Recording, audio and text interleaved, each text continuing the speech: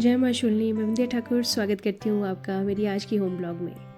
बारिश के बाद ये अगली सुबह का नज़ारा। थोड़ी सी ठंड तो हुई है पर पहले से ज़्यादा नहीं। अब फरवरी का महीना चल रहा है तो मौसम में थोड़े बहुत चेंज तो चलते रहेंगे, पर अभी भी कहीं कहीं बर्फ़ पड़ी है और हम सोलन वाले रह गए बिना बर्फ़ के इस बारी। चलो कोई ना, अब अपने ध्यान को किचन की तरफ लगाते हैं। बड़ों की बातें मानोगे तो फ़ायदा ही फ़ायदा। वैसे भी सोलन में जॉन्डिस केसेस चल रहे हैं आजकल, बताया तो था इससे पहले भी मैंने आपको। ऐसे में मूली खाना काफ़ी फ़ायदेमंद है। तो माताजी लगे हैं सुबह सुबह मूली के परांठों की तैयारी करने।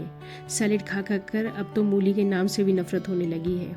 और देखो, अब तो आटा भी माताजी मूली के पानी यानी रस में ही गूंथ रही है। चलो कोई ना, वेस्ट थोड़ी ना करना है और सेहत के लिए भी सही है। अच्छा, परांठे तो बने थोड़े ओके ओके इस बारी। कोई ना, कभी कभी बड़े भी फेल हो जाते हैं, पर कवर अप करने के लिए मक्खन और दही है ना। ओके ओके परांठों को कॉम्प्लीमेंट तो मिल ही जाएगा इन सब से। अब क्या, खाओ और घर के कामों को अच्छे से निपटाओ।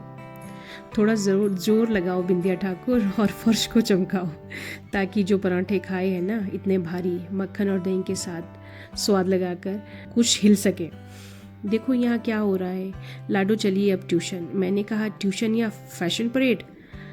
तो कहती है जिसको जो समझना है वो समझे, मैं तो चली। ये सही है, आजकल के बच्चों का ज़्यादा टेंशन नहीं लेते, मस्त रहते हैं। अब दिन के लंच की तैयारी, तो अब आलू और चावल की बारी। साथ ही ना मैं भी ये कपड़ों का खजाना समेटने लग पड़ी हूँ। उफ, वैसे ना हद है ये घर के काम की भी। एक के बाद एक ऐसे दिखता है जैसे टाइम लिमिट हो कोई, और हमें उसके अंदर ये क्वेश्चन पेपर सॉल्व करना होता है। बस टिक करते जाओ, नहीं तो एग्जामिनर जल्दी से आंसर शीट छीन लेगा। बस अब इन सब कामों के बाद दिन का पता ही नहीं चलता कि टाइम कैसे बीत गया। और अब शाम को चाय का भी समय हो गया है। अच्छा, चाय की ना एक तलब है जो अपने सही समय पर लग जाती है। मेरे रूटीन में 2 टाइम ये तलब शामिल है। कहते हैं कुछ अच्छी चीज़ों की तलब आपको जीने का अंदाज सिखा सकती है, जैसे आप जीना चाहते हो तो तलब कीजिए किसी अच्छी चीज़ की जो आपको संवार सके, कुछ रंग भर सके आपकी ज़िंदगी में। क्योंकि ये तलब जब पूरी होती है तो कितना सुकून महसूस होता है, ये एक चाय लवर अच्छी तरह समझ सकता है। तो अब आप भी चाय का मज़ा लीजिए और ब्लॉग को लाइक, शेयर और कमेंट कीजिए। तो अब मुझे दीजिए इजाज़त, कल नए ब्लॉग के साथ फिर आऊँगी। तब तक स्वस्थ, व्यस्त और मस्त रहें।